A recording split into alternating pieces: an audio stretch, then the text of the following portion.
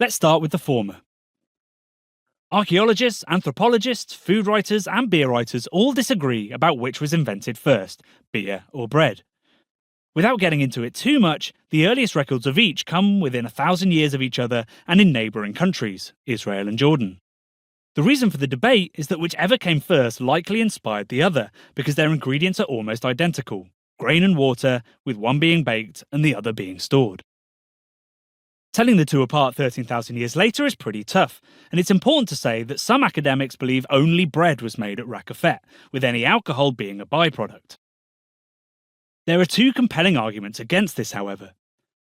The first is that there's clear evidence the grain was germinated, a process that releases lots of fermentable sugar that's vital to making beer, but superfluous to bread making. Given that malting took days to do and was tricky to get right, you'd only do it if you really needed to.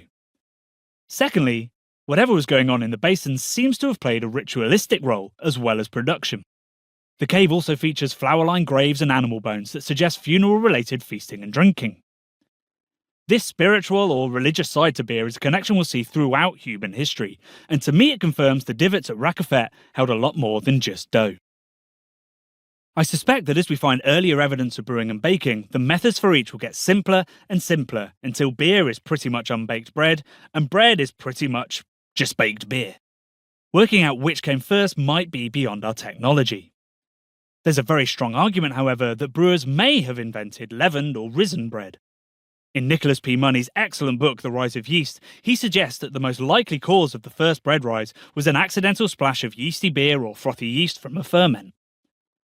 To my mind, it could just as likely have been the intentional use of beer as the water for the dough. It's not unreasonable, though, to ask why beer was even being made so long ago. If you got your hands on some grain, bread would have been much quicker to make and arguably more filling. The reality is that humans need liquid more than they need food. You could go a few weeks without eating, but more than 3 days without water and you'll be on the brink of death. So beer killed two birds with one stone. It was filling and nutritious, but also staved off thirst. A little kicker for our ancestors, and incredibly around 700 million people today, was that the available water wasn't always safe to drink. Stagnant water can get infected with nasty bacteria and viruses that might kill you nearly as quickly as not drinking at all. Alcohol, however, is an antiseptic, so beer was very likely to be sanitary, making it the ancient world's safest source of liquid.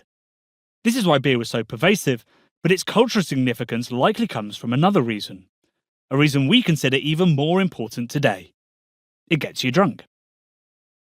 Now, being a little buzzed wouldn't have been entirely new to humans trying beer for the first time. Fallen fruit is rotted by a combination of bacteria and fungi, including yeast, so it's very likely that our ancestors would have gathered and eaten semi-rotten floor treats that were a good few % ABV.